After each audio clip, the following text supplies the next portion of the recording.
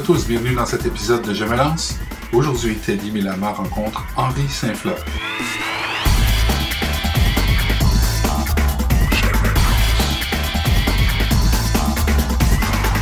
Bonjour, ici Teddy Milama de l'équipe Je me lance.ca. Aujourd'hui, j'ai le super plaisir d'accueillir monsieur Henri Saint-Fleur. Henri Saint-Fleur a un parcours d'exception et en dehors d'avoir ce parcours d'exception, il porte de multiples casquettes que nous allons découvrir aujourd'hui. Donc sans plus tarder, Henri, pourrais-tu nous dire qui tu es? Henri Saint-Fleur, donc, né en Haïti. Je vis au Québec depuis au moins 49 ans. Et, je suis aussi un littéraire, un comédien, photographe, homme de radio. Donc, tout ce qui touche à l'art m'intéresse. Et la plupart du temps, dès qu'il s'agit de... j'écris également. Il m'arrive d'écrire aussi de la poésie. Et puis, bien sûr, de temps en temps, des textes un peu plus sérieux. Mais dans toutes ces disciplines, dans tous tes champs d'expertise, de la poésie, du théâtre, de la comédie, etc., quelle est ta discipline favorite? Ça dépend à quel moment on me capte, à quel moment on me rencontre. Alors, il y a des fois où je mets l'emphase, la priorité sur la poésie, des fois sur la photographie, des fois sur, ces jours-ci, beaucoup de radio, tous les dimanches d'ailleurs, et sans compter d'autres projets de radio à venir. Et non, au fait, il faut constamment bouger, il faut constamment faire quelque chose, sinon... on laisse la place à ce que j'appelle lorsqu'on ne fait rien du tout, quoi. Le terme ne me vient pas. Mais il faut constamment faire quelque chose pour rendre la vie intéressante. Hein? Ouais. C'est la quête perpétuelle de faire quelque chose, mais de faire quelque chose qu'on aime. Pas quelque chose qu'on n'aime pas parce qu'on est obligé, parce qu'on se sent... Oui, une fois qu'on a dit oui, on prend l'obligation et on y va, on fonce. Et on réalise du mieux qu'on peut.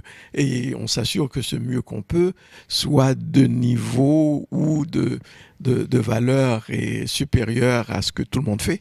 Hein, parce que c'est ça le principe. Si on fait comme tout le monde, ça ne vaut pas la peine. Il faut faire quelque chose de différent. Quelque chose qui marque, quelque chose qui attire l'intérêt, pas nécessairement par uniquement le style, mais surtout par le contenu. Dans tout ça, justement, parce que tu dis, on doit te prendre dans la situation. Mm-hmm. Mais malgré tout, tu as un premier amour. Quel est ton premier amour artistique? Le tout premier, voilà, mon tout premier amour passe là, donc non, je blague. Non, au fait, la photographie serait mon premier amour. Wow. Bien que j'en fais moins souvent que d'autres activités, et tout de suite après, c'est, je dirais, la poésie et le reste, ici, on peut difficilement s'y prêter pour faire pour travailler comme comédien, mais au fait, ce que j'aime par-dessus tout, au fait, en dépit de toutes les activités que j'occupe, c'est une activité qui est carrément oisive, où je suis devant mon système de son et j'écoute de la musique. Ça, c'est ma passion. Oh. Ah, oui. Ok, oui, juste d'écouter de la musique. Uniquement écouter, c'est-à-dire qu'on se met dans la position du triangle, à la pointe, hein, et puis on a un système assez balancé qui nous permet d'apprécier la musique. Alors ça, c'est vraiment ce que j'aime le plus. Wow. Est-ce que tu as réussi à en faire un métier, monétiser tout ça? Non, absolument pas. C'est vraiment...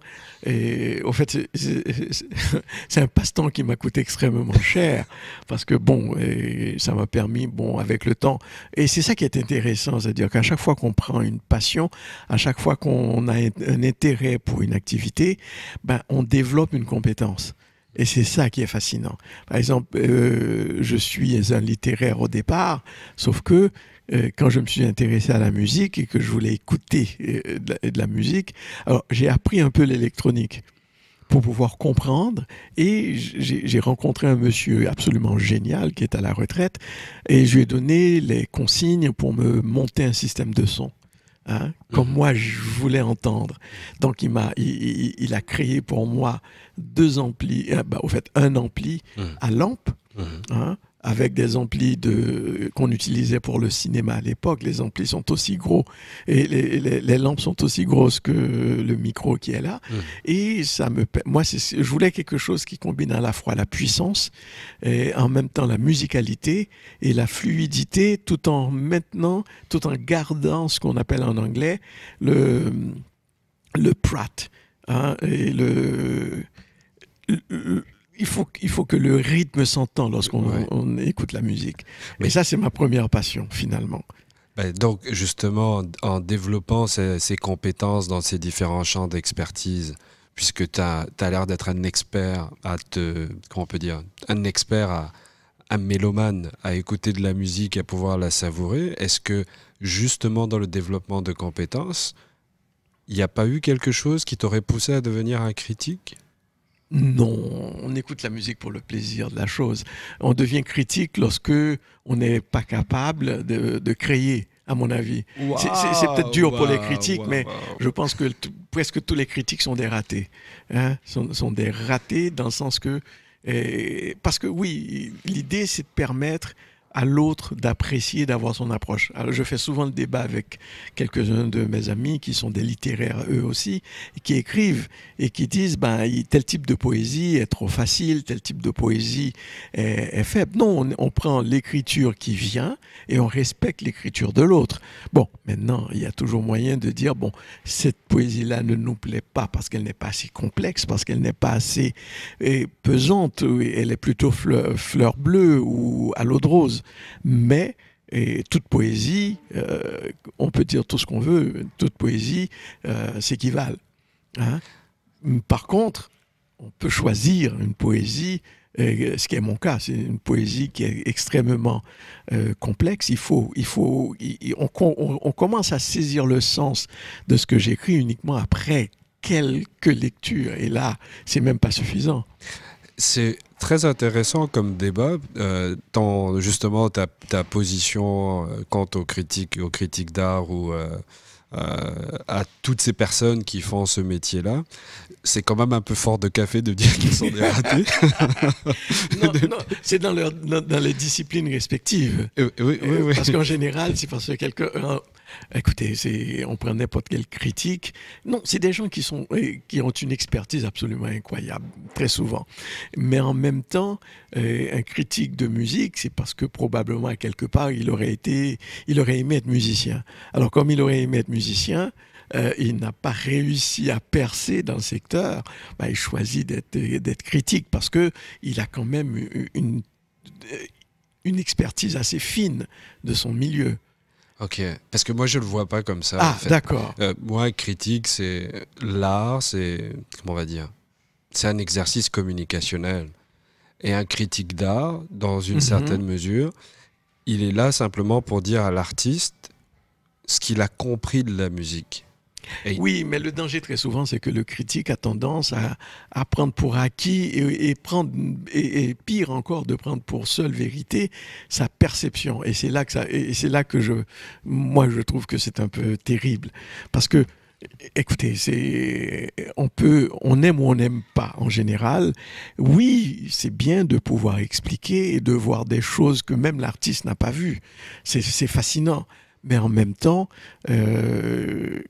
si cette personne a autant de connaissances, pourquoi ne pas faire le métier tout simplement, hein? C'est dans ce sens-là que moi je vois le critique.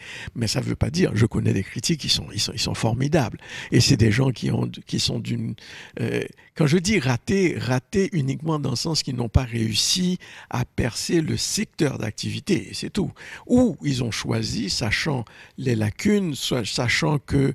par exemple, un violoncelliste a perdu la capacité d'user de ses mains comme il aimerait. Alors il se dit, l'alternative qui me reste, c'est d'être critique ou l'enseignement. C'est dur. C'est intense. C'est très intense. Mais c'est un super débat de fond parce qu'on a souvent ce genre de discussion avec les artistes. Et puis, à chaque fois, je suis en train de les taquiner pour leur dire, bah, OK, à partir du moment où vous avez décidé d'être artiste, vous avez décidé de vous mettre à poil. Alors, tout à fait. Et c'est vrai qu'il y en a certains dont c'est le travail de vraiment tout analyser. Ça va vous faire peut-être mal, mais c'est un exercice par lequel il faut passer. Et puis, même s'il est difficile, il n'est pas forcément nécessaire de taper sur celui qui critique.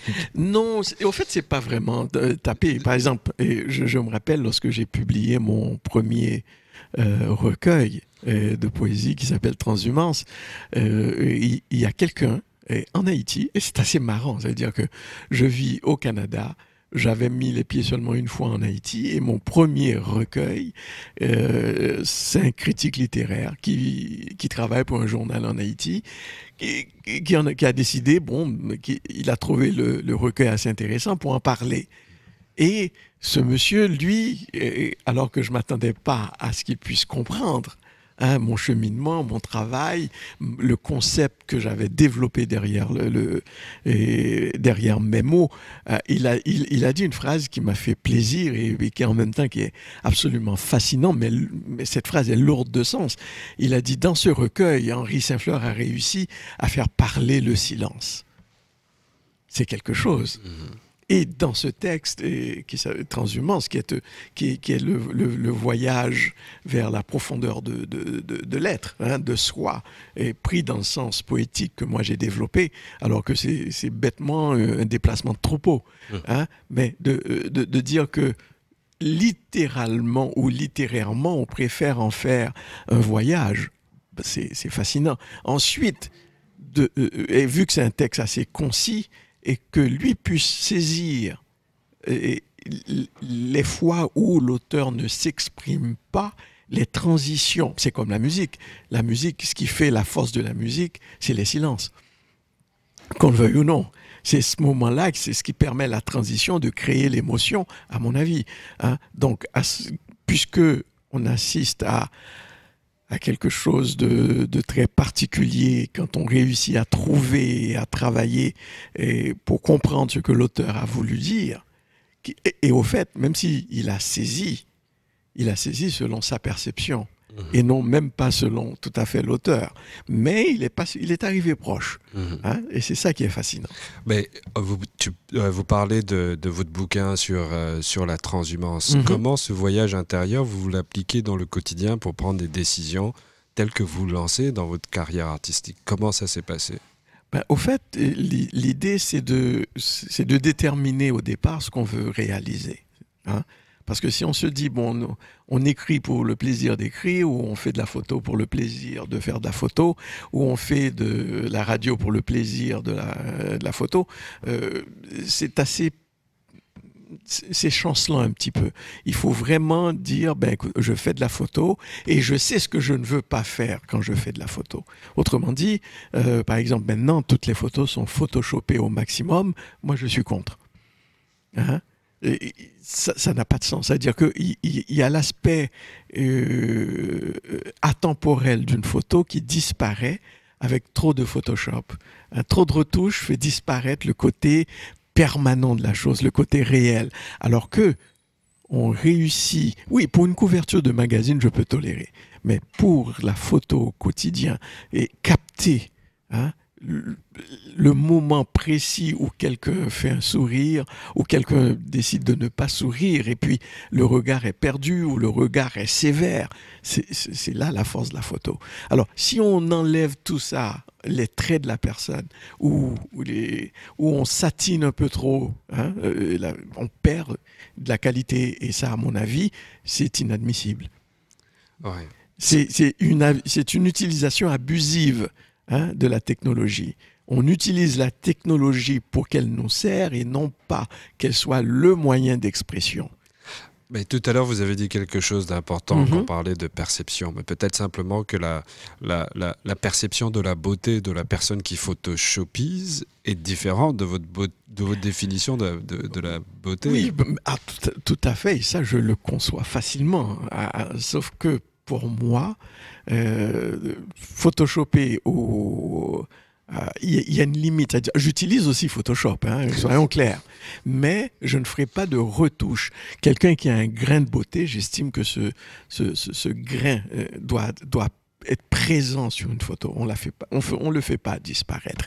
Alors, c'est le même principe lorsqu'on décide de faire quelque chose. C'est-à-dire qu'on met en place les balises qui nous permettent de réaliser quelque chose qui soit atemporel. Et j'insiste beaucoup sur ce mot parce que on prend par exemple Paul Éluard, on prend un auteur québécois que j'aime beaucoup, Marie-Claire Blais, qui a écrit Une saison de la vie d'Emmanuel, qui décrit le Québec d'une époque, mais sauf qu'on le lit et on va toujours s'y reconnaître. On lit ce livre, Une saison dans la vie d'Emmanuel, et on s'y reconnaît. Donc, l'idée, c'est justement, c'est de trouver comment saisir le moment présent, mais de l'exprimer de manière à ce que tout le monde puisse s'y retrouver. Ouais. Si ça se fait, c'est génial. Et c'est ce qu'il faut réussir à faire, dans tout ce qu'on fait. C'est-à-dire que je présente un projet, il faut que le projet soit lisible dès le départ. Il faut que la personne qui capte le projet, donc qui le reçoit, et se dise « Ah, j'ai peut-être pas écrit, mais si je l'avais écrit, j'aurais aimé l'écrire comme ça. » C'est le même principe dans tout ce qu'on fait. Donc, quand vous créez, par exemple, votre œuvre d'art, transhumance, voyage, comment on peut dire, un voyage intérieur. Voyage intérieur, tréfonds, etc.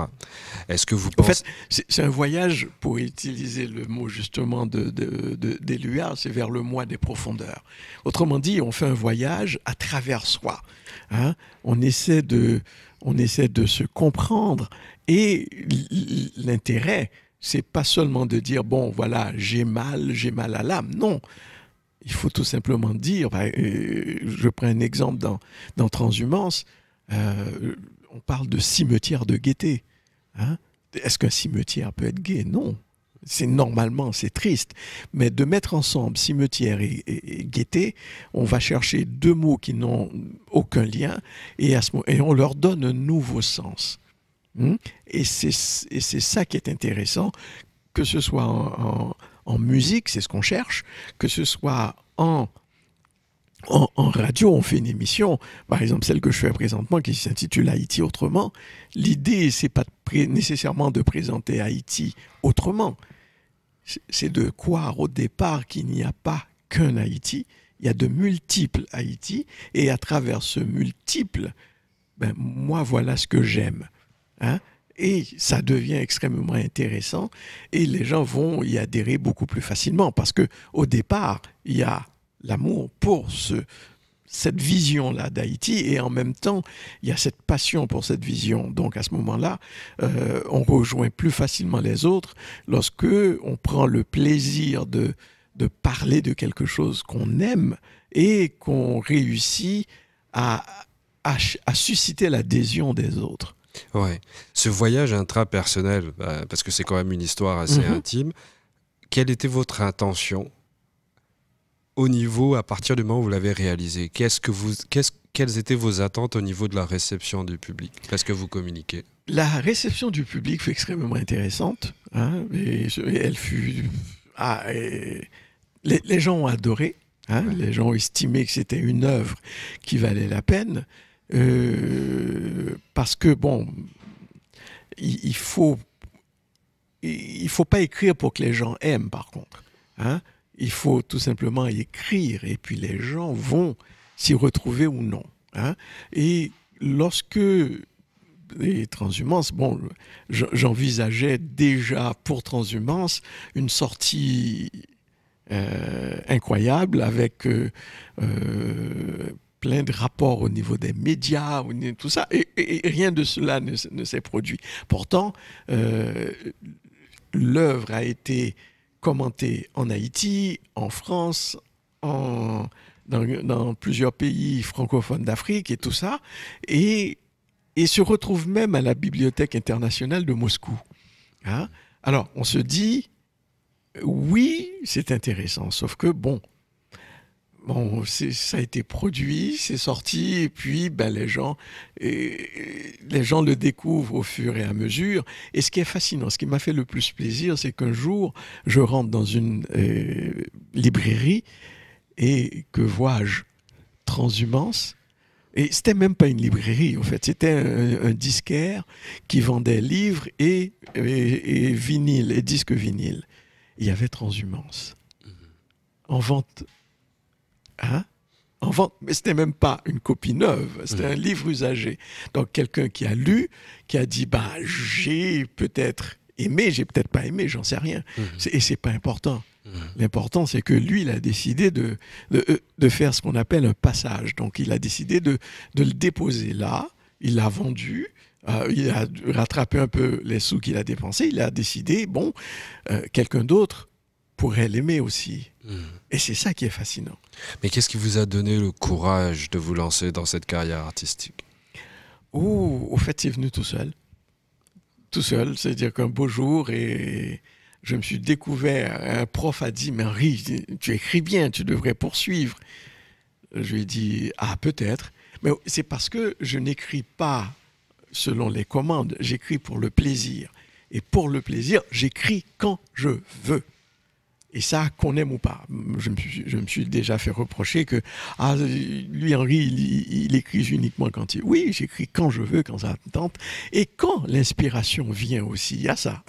Parce que s'il n'y a pas d'inspiration, il n'y a rien. Par exemple, mon deuxième recueil qui paraîtra sous peu, qui s'appelle « Rêver le pays d'où je viens », ça s'échelonne sur plusieurs années parce que je n'écris pas sur commande. Et quand je termine l'écriture, en général, je me demande est-ce que c'est bien moi qui ai écrit tout ça, hein? Alors, ça c'est particulier, parce que l'inspiration nous guide littéralement. Et une fois que l'inspiration nous guide, il faut la laisser aller. Il ne faut pas essayer... Oui, le travail, le dur labeur, comme on dit, vient après, lorsqu'on décide de corriger. Hein? Mais... l'inspiration, parce qu'on est face à la page blanche, la même chose en photographie, c'est-à-dire que si on n'a pas une idée de ce qu'on veut faire, on ne fait pas de photographie. Donc on ne me verra pas traîner une caméra quelque part si je n'ai pas un but précis. Hein? La même chose en écriture, si l'inspiration ne vient pas, Henri n'écrit pas, point. Ok, mais d'une manière point de vue pragmatique, parce que la carrière artistique, c'est pas la carrière la plus, comment on va dire, la plus lucrative, si on peut dire ça en termes financiers. Non, absolument pas. Absolument pas. Non, il faut trouver un métier qui permet, justement, de pouvoir avoir un gagne-pain, d'assumer ses responsabilités financières et de manière à pouvoir faire ce qu'on veut. Alors donc, je me suis toujours arrangé de pouvoir travailler, d'aller chercher des sous pour que je puisse avoir le plaisir de faire plein de choses. Et je m'étais impliqué dans un concours quand j'étais beaucoup plus jeune, où on avait posé la question à une des participantes, qu'est-ce qui était plus important, réussir sa vie ou réussir dans la vie, hein? L'important, c'est réussir sa vie. On peut être riche et ne pas réussir sa vie. Oui, et mon beau-père disait toujours, la richesse, c'est la famille. C'est la vie, et c'est ça qui importe. C'est pas l'argent, oui, on peut se payer ce qu'on veut quand on en a. Mais si en plus on peut produire des choses qui vont chercher les gens, tant mieux. Hein? Par exemple, le mot que je cherchais au tout début, c'était l'oisiveté. Pourquoi la plupart des artistes sont comme on dit, entre guillemets, des foqués? C'est parce que tout simplement, ils n'ont rien à faire. Et rester tranquille à ne rien faire, ça crée un problème. On se demande, comme on n'a rien à faire, l'esprit se met à divaguer, hein, se met à se promener un peu partout. Et il faut que le soi deviennent très importants pour qu'on puisse se ressaisir et faire des choses. Donc la plupart des jeunes ne tiennent pas le coup. Ouais. Et des jeunes artistes, on prend, je sais pas moi, Justin Bieber et compagnie, ils peuvent pas tenir le coup parce que quand ils ne travaillent pas, ils n'ont rien à faire. Ils n'ont pas d'objectif précis. Alors que, oui, je n'ai pas autant d'argent qu'eux, mais par contre, j'ai une vie extrêmement riche, hein, et qui me permet de faire plein de choses, d'écrire, de faire de la photo, de faire de la radio. Bon, il y a moins de rôles, mais de temps en temps, je suis appelé à faire soit des émissions ou bien autre chose. Donc, au fait, le but dans la vie, c'est aussi la satisfaction que procure la famille. Hein, dans le sens que, bon, si j'ai 2 enfants, ils font ce qu'ils veulent. Je n'aurais jamais dit, choisissez, non, faites ça, faites pas ça. Non, je me suis assuré qu'ils complètent leurs études. Oui, mais ce que vous soulevez est fondamental dans la mesure où les artistes, là on est dans un concept, je me lance, donc une personne doit prendre une décision qui est une décision qui n'est pas des décisions simples, mais une décision complexe, dans la mesure où il faut qu'elle trouve un équilibre entre ses désirs intérieurs et l'équilibre au niveau de son système familial. Si on décide par exemple de mettre en avant, de prioriser la valeur familiale par-dessus tout, est-ce qu'on peut prendre le risque de prendre une décision plus ou moins égoïste? On peut faire les deux.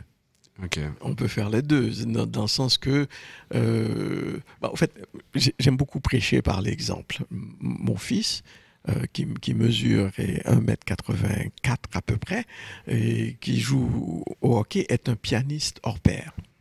Okay? Un chanteur hors pair également.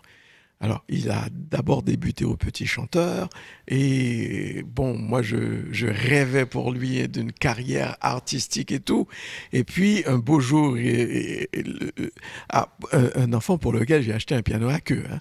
Alors, il m'arrive, il me dit, papa, je pense que je vais tranquillement abandonner le piano parce que je vais continuer de chanter, mais je préfère jouer au football américain. Alors, son prof de piano a pleuré. Mais bon, lui, c'est ce qu'il voulait. C'est-à-dire que, qui suis-je pour lui dire non, il ne faut pas choisir le football? Je lui ai fait comprendre les dangers du football, et maintenant, c'est à lui de décider. Alors, il a pris sa décision, il a choisi le football, il a continué le piano, mais de manière beaucoup moins intensive qu'avant. Mais, et présentement, il est à l'université, et en même temps, il ne joue plus parce qu'il n'aime plus ça, et il est coach. Hein? Il coach des jeunes de secondaire 4 et 5. Et donc, si j'avais joué le rôle de parent traditionnel où je lui impose, peut-être qu'il continuerait à faire le piano. Oui, mais est-ce qu'il serait heureux? Je ne pense pas. Ouais. Hein? Et c'est ça qui est important, dans le sens que... parce que quand on écrit, c'est dur, mais en même temps, le plaisir de réussir des activités familiales ou de réussir plein de choses. Par exemple, lorsque je termine une émission, après 2 heures, je suis littéralement crevé parce que je me suis donné à 100%. Par contre, les gens aux alentours ne comprennent pas qu'à un certain moment donné, on peut être dérangé lorsqu'il y a un petit quelque chose qui ne va pas. Mais c'est que nous, on a travaillé pour que ça soit parfait. Et quand on travaille vers la perfection, s'il y a 1 ou 2 petites erreurs, ça passe plus facilement que si on n'était pas préparé. Ouais. Donc, il faut, quel que soit ce qu'on fait, non, j'étais pas préparé pour être parent, mais bon, j'ai accueilli l'idée d'être parent avec tellement de plaisir et tellement de sourire d'ailleurs. Donc finalement, ça s'est bien passé. J'ai pas eu de problème avec mes enfants. J'ai eu à gérer quelques problèmes, mais pas plus que ça. Donc, l'idée, c'est toujours que ce qu'on décide de faire, on le fait avec plaisir et on le fait à 100%, sinon plus. Ok. Toujours. Donc, le plaisir pour vous est une valeur fondamentale. Fondamentale. Et pourtant, je ne suis pas je suis pas sûr d'être hédoniste, hein, mais il faut quand même à quelque part, et ça se rapproche parce que il faut que je prenne plaisir dans tout ce que je fais, mais tout n'est pas nécessairement plaisir. Et lorsque je retravaille un texte que j'ai pondu, mais c'est dur. Il n'y a jamais de satisfaction. Il faut qu'à un certain moment donné, qu'on prenne une certaine distance et qu'on se dise, ben, écoute, cette fois-ci, ça suffit, c'est la dernière fois. Mais on y revient quand même. Peut-être encore 2 ou 3 fois, 4 fois, 5 fois, 6 fois, des fois 10. Et puis un beau jour, on dit non, on en a marre. On laisse le texte tel qu'il est. Alors, à prendre ou à laisser. Ben, ça va être une superbe chute pour cette entrevue. Mais même avant de vous laisser, il y a quelque chose sur lequel j'ai besoin d'insister qui est très fondamental et qui est très important pour toutes les personnes qui nous entendent. Vous avez soulevé la problématique de l'environnement qui aide la personne à faire ce qu'elle a besoin de faire pour elle-même. Tout à fait. Et ça, c'est crucial. Parce que quand on prend une décision qui nous touche profondément, on a besoin, entre guillemets, du soutien de la structure familiale ou que ce soit la structure familiale de notre environnement. Et que vous l'ayez fait pour votre fils, de le mettre dans les conditions les meilleures. Il voulait jouer au piano, vous lui avez offert un piano à queue, vous auriez pu offrir un piano qui était beaucoup moins cher. Mais on a commencé par un piano moins cher. Oui, mais vous êtes quand même allé... Oui, parce que le niveau qu'il avait atteint exigeait un piano à queue. Par exemple, ma fille, j'en parle moins parce qu'elle est beaucoup plus discrète que mon fils. À 3 ans, elle a dit, bon, écoutez, je veux une machine à coudre parce que je veux aller en mode. Elle a 28 ans à peu près, ou 27, 28, et elle est en mode. Elle n'est pas du côté de quelqu'un qui fait du design ou quoi que ce soit. Elle fait de la gestion et de la mode. Mais elle savait déjà à 3 ans qu'elle voulait être en mode. Hein, ça a été toute sa vie, tout ce qui était mode. Hein. Et finalement, c'est ce qu'elle fait présentement. Après son université, ben, elle travaille en mode. Ouais. Donc, c'est le même principe, dans le sens que quand on a une idée, on a envie de faire quelque chose, et quand on sent que c'est comme on dit, entre guillemets, parce que j'aime pas beaucoup trop cette expression-là, et quand on sent cet appel vers quelque chose, ben, on y va. Donc, si vous aviez à recommander, ça c'est toujours notre question de fin à chaque fois, une personne entend l'émission, elle a besoin de prendre une décision, elle a peur, elle est sur le bord de se lancer. Et on demande à l'interviewée quel serait le conseil ultime qu'elle donnera à la personne qui a envie de se lancer mais qui a peur de se jeter dans le vide. Si on ne tente rien, on n'a rien. Parce que, au fait, je dis souvent, et je l'ai fait pour mes enfants. Alors imaginez, si je l'ai fait pour mes enfants, je peux le faire pour les autres. Chacun doit vivre sa propre expérience, positive ou négative. On ne fait qu'avancer à ce moment-là. Un pas de plus. C'est jamais un pas de moins, même si c'est difficile et que c'est dur. C'est vraiment superbe. Je vous remercie beaucoup pour l'entrevue. Je vous demanderai une dernière chose. Où est-ce que le public peut vous rencontrer? Vous avez une émission à CIBL. Comment on fait pour rentrer en contact avec vous s'ils ont besoin d'en savoir plus? Ils vont sur la page Facebook et Haïti Autrement, ou tout simplement Henri Saint-Fleur. Et il y a aussi la page Henri Saint-Fleur Photographie. Mais je mets très peu de photos sur Instagram, mais bon, vous allez voir un peu de mes œuvres, et bien sûr, bon, s'il y a des questions, qui ne se gênent pas, moi je suis très ouvert. Et le bouquin Transhumance, on peut l'acheter à quel endroit? Il est disponible sur le web? Dans toutes les librairies. Dans toutes les librairies. Et puis, il faut surtout surveiller le prochain, qui est nettement plus puissant. Ça s'appelle Rêver le pays d'où je viens. Ah, c'est une belle ambition, ça va nous donner envie justement de nous projeter sur ce beau pays que vous êtes en train de... Et je ne parle pas d'Haïti. En plus, là c'est encore plus excitant que ce que je pensais. Voilà. Mais je vous remercie d'avoir participé à l'entrevue, et puis je vous dis à une prochaine édition de Je me lance. Une prochaine capsule sera dédiée à la prise de décision. D'accord. Je vous remercie beaucoup. Bonne journée à tous. Bye bye. Bonne journée à tous.